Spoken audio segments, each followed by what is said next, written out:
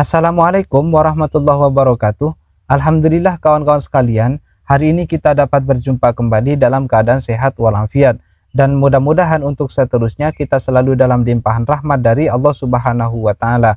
Baik kawan-kawan sekalian, untuk materi yang akan kita ulas pada pertemuan kali ini adalah sedikit penjelasan mengenai keistimewaan yang dimiliki oleh bulan Rajab. Dan kalau kita merujuk pada kitab Durratun Nasihin, di sana setidaknya ada 3 bulan yang disebutkan. Satu adalah bulan Sa'ban, dua adalah bulan Rajab, kemudian yang ketiga adalah bulan Ramadan. Untuk bulan Sa'ban dikatakan adalah bulannya Nabi Muhammad SAW. Yang kedua adalah bulan Rajab. Untuk bulan Rajab ini dikatakan adalah Syahrullah, bulannya Allah Subhanahu wa Ta'ala. Kemudian yang terakhir adalah bulan Ramadan, yang mana bulan Ramadan ini adalah bulan yang diperuntukkan ataupun yang diberikan oleh Allah Subhanahu wa Ta'ala secara khusus kepada umat Nabi Muhammad Sallallahu Alaihi Wasallam. Karena ini adalah bulan khusus, bingkisan khusus, tentulah bulan Ramadan ini tidak kita jumpai pada umat-umat sebelum Nabi Muhammad Sallallahu Alaihi Wasallam. Lantas bagaimana cara berpuasanya? Ya, sesuai dengan syariatnya nabi-nabi terdahulu, bagaimana syariatnya, kan begitu. Dan saya rasa tidak perlu kita bahas lebih panjang lagi karena syariat Islam itu adalah syariat penyempurna dan tidak bertolak belakang dengan ajaran-ajaran nabi terdahulu. Kemudian kita lanjut lagi, kawan-kawan sekalian, setelah saya cek lagi, setelah saya cari-cari lagi di beberapa referensi seperti kitab Faidul Qadir dan kitab-kitab yang semakna, kitab-kitab yang mengulas tentang hadis, ternyata dikatakan bahwa ada beberapa waktu, ada beberapa malam yang ketika seorang hamba berdoa pada malam itu, berdoa pada waktu itu, maka nanti doa yang dipanjatkan akan mudah dikabulkan, mudah diistijabah oleh Allah Subhanahu wa Ta'ala. Adapun malam yang dimaksudkan ataupun malam yang disebutkan dalam referensi yang saya baca itu adalah satu malam pertama di bulan Rajab. Artinya ketika kita berdoa pada malam pertama di bulan Rajab, otomatis doa kita akan mudah diistijabah, akan mudah dikabulkan oleh Allah Subhanahu wa Ta'ala. Kemudian lagi contohnya adalah malam nisfu Sa'ban, kemudian malam Lailatul Qadar, kemudian malam 2 hari raya Idul Fitri, Idul Adha. Dan sudah layak bagi kita semua sebagai umat muslim, kawan-kawan sekalian, ketika ketika malam hari raya ini sekaligus catatan bagi kita ya. Ketika malam hari raya, antara hura-hura dan berdoanya, hura-hura dan aktivitas kita yang bernilai ibadah, tentulah harus lebih banyak aktivitas kita yang bernilai ibadah dibandingkan hura-hura.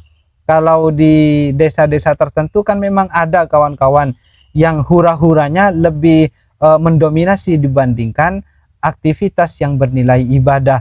Contohnya seperti ada 100 orang, ternyata yang bertakbiran ataupun yang beribadah di masjid pada malam takbiran ataupun pada malam hari raya itu kan paling cuma 5 orang. Kalau di daerah-daerah tertentu, nggak tahu kalau di daerah kalian ya. Nanti bagaimana kondisinya bisa disebutkan di kolom komentar ya. Kemudian kawan-kawan sekalian, kita lanjut lagi.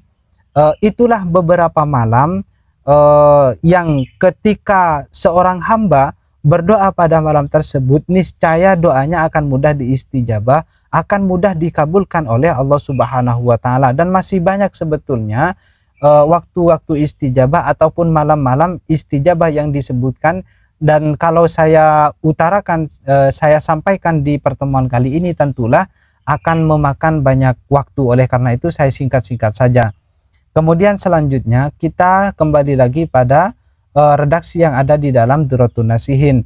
Di sana dikatakan bahwa bulan Rajab ini adalah nama bulan yang terdiri dari 3 huruf, ro, jim, ba, ro, jaba, kan begitu. Ro ini adalah kependekan dari rahmat Allah Subhanahu wa Ta'ala. Kemudian yang kedua adalah jim. Jim itu adalah jirmul abadi, dosa seorang hamba. yang ketiga adalah yaitu adalah birrullahi ta'ala, kebaikan ataupun kasih sayang dari Allah Subhanahu wa taala. Begitu kira-kira ya.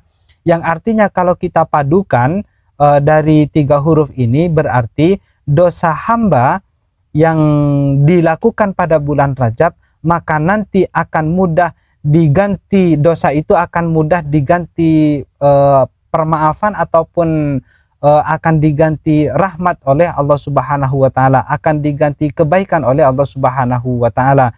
Tetapi untuk spekulasi semacam ini, kalau kita cari-cari dasarnya ataupun kalau kita cari hadisnya, mungkin tidak akan kita temukan kawan-kawan. Barangkali keterangan semacam ini ya bukan keterangan mengada-ada, bukan berarti seperti itu, tetapi lebih condong ke keterangan yang dihasilkan oleh berpikir ataupun oleh bertadabbur, kemudian mengangan-angan, datanglah rumus-rumus semacam ini. Apakah salah kalau tolak ukurnya kebenaran agama ataupun kebenaran ajaran adalah Al-Quran dan hadis? Ya karena penjelasan semacam ini tidak ada hadisnya, ya tidak ada Al-Qurannya, bisa dikatakan salah. Tetapi apakah seperti itu kita mudah untuk menyalahkan orang lain? Ya jangan sampai seperti itu. Kita apresiasi juga, ini adalah tambahan pengalaman, tambahan pengetahuan bagi kita semua.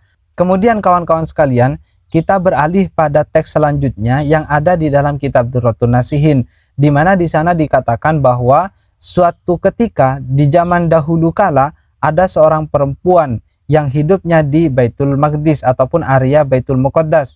Kemudian perempuan ini apabila sudah sampai pada bulan Rajab, dia akan memiliki aktivitas kebaikan-kebaikan tertentu sebagai bentuk penghormatan kepada bulan Rajab. Dan kebetulan saja ketika perempuan ini sudah sakaratul maut, maka perempuan tersebut berpesan kepada anaknya, "Wahai anakku, ketika nanti aku mati, bungkuslah aku menggunakan baju yang aku pakai di saat bulan Rajab, yaitu baju yang terbuat dari bulu hewan."